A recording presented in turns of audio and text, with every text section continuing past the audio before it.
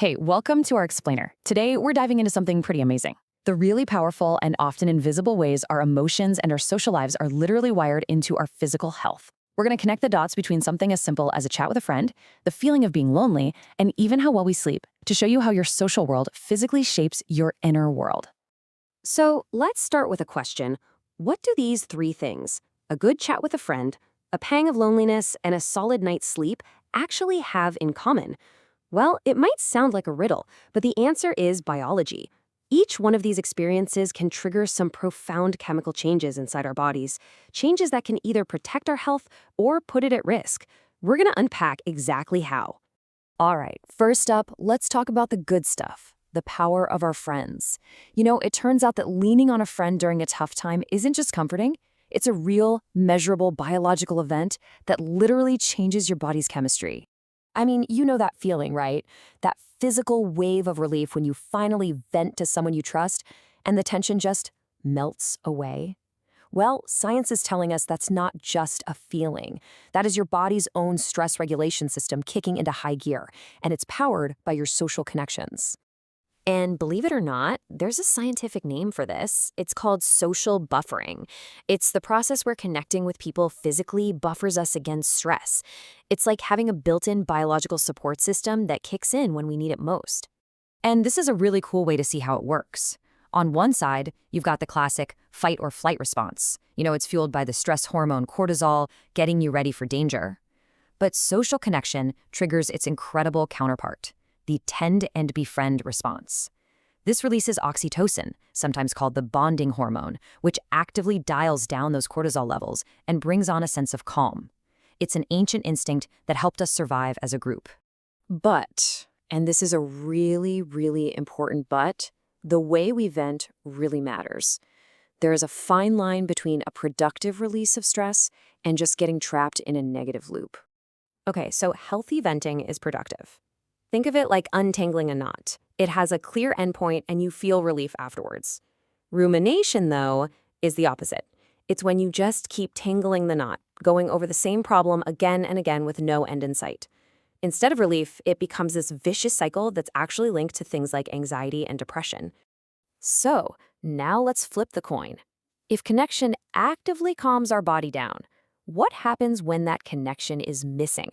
What is the physical price of loneliness? Well, the answer, it turns out, is inflammation. And this is a really fascinating idea. From an evolutionary standpoint, our bodies learn to treat psychological stress, like being isolated from the tribe, as a signal of physical danger. I mean, it makes sense, right? If you were alone, you were way more likely to get hurt. So the body, in a way, preemptively ramps up inflammation to get ready to heal a wound that might be coming. And this isn't just a theory. Researchers can actually measure this effect. In a study of older adults, they found this direct statistical link. For every single point someone's loneliness score went up, a specific marker in their blood went up by 0.16. It's literally like watching someone turn up a dial on a warning light inside the body. So, what is this marker? Well, it's a measure of something called C-reactive protein, or CRP for short. And you can think of CRP as this really stable, reliable indicator of chronic, low-grade inflammation that's just simmering throughout your body. This isn't the kind of inflammation you get from a cut on your finger. This is a persistent, body-wide state of alert. And why does this matter so much? Because this isn't just a number in a lab report. Having persistently high levels of CRP is a major red flag.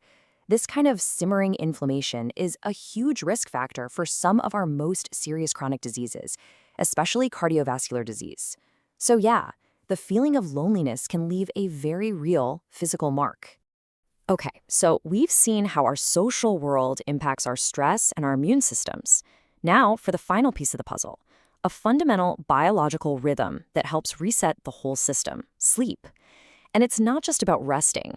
It's a critical maintenance cycle for our brain. So every single day, your body goes through this natural temperature cycle.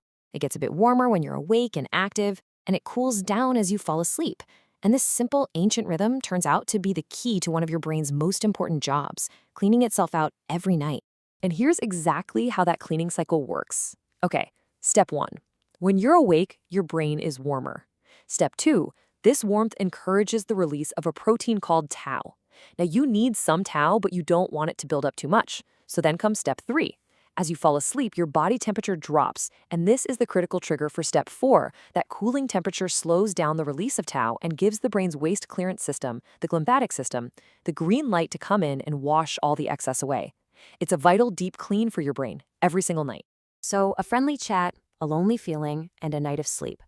They might seem like totally separate things, right?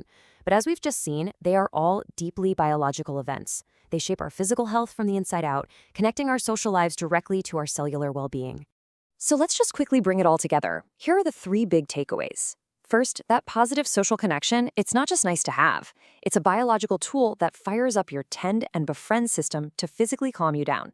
Second, that feeling of loneliness isn't just in your head. It can trigger a real, measurable inflammatory response in your body. And third, that simple, daily rhythm of sleeping and cooling down is your brain's essential maintenance crew getting to work. When you put all of this together, it sends a really powerful message. Taking care of your social connections and protecting your basic biological rhythms, that's not a luxury. That is a form of preventative medicine.